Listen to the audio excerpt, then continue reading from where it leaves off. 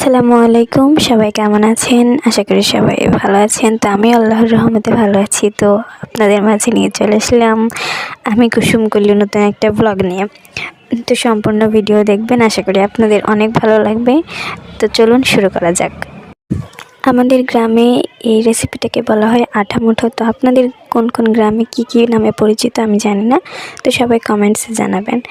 তো আমি প্রথমে আটা মুঠো তৈরি করার জন্য আমার আম্মু কিছুটা গরম পানি দিয়ে অল্প পরিমাণ আটা এরকম মাখিয়ে নিয়েছে। তারপর দেখুন অনেক রকম শেপ দিয়ে এগুলো তৈরি করে নিচ্ছে।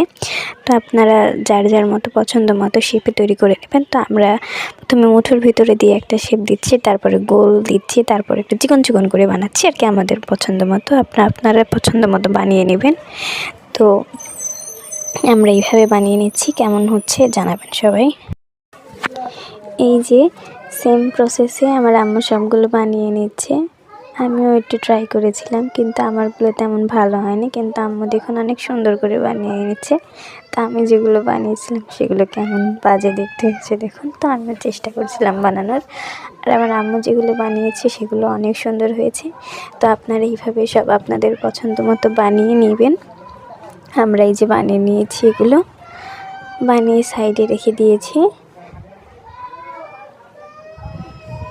আপনারা আপনাদের মতো বানিয়ে নেবেন। বানাতে বানাতে আমার হাতের অবস্থা। তো তারপরে দেখুন এইদিকে আমার আম্মু কিছুটা চালের আটা এইভাবে ভেজে নিয়েছে, হালকা ভেজে এখানে ঠান্ডা করতে রেখেছে। এগুলো কিন্তু লাগবে। তো এইদিকে পানি গরম করতে দিয়েছি, পানিগুলো ফুটে গেলে এখানে সব যেগুলো বানানো হয়েছে এগুলো দিতে হবে এর ভিতরে। এই যে দেখুন পানিগুলো যখন একদম ফুটে যাচ্ছে তখন সে বানানো মুঠোগুলো এর ভিতরে দিয়ে দিতে হবে। একদম যখন গরম ফুটন্ত পানির ভিতরে কিন্তু এগুলো দিতে হবে, না হলে হবে না। ফুটন্ত গরম পানির ভিতরে সব মুঠোগুলো ছেড়ে দিতে হবে। দেখতে পাচ্ছেন আমার আম্মু কিভাবে সুন্দর সুন্দর করে একটা একটা করে এগুলো ছেড়ে দিচ্ছে।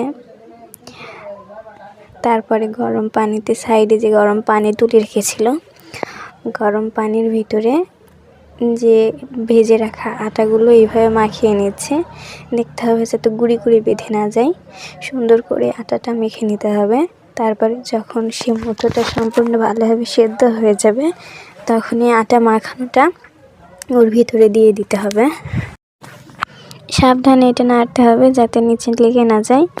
আর এটা আমরা নুন দিয়ে বানিয়ে খেয়েছিলাম, আর আম্মু নুন দিয়ে বানিয়ে দিয়েছিল। আপনারা যাদের চিনি খেতে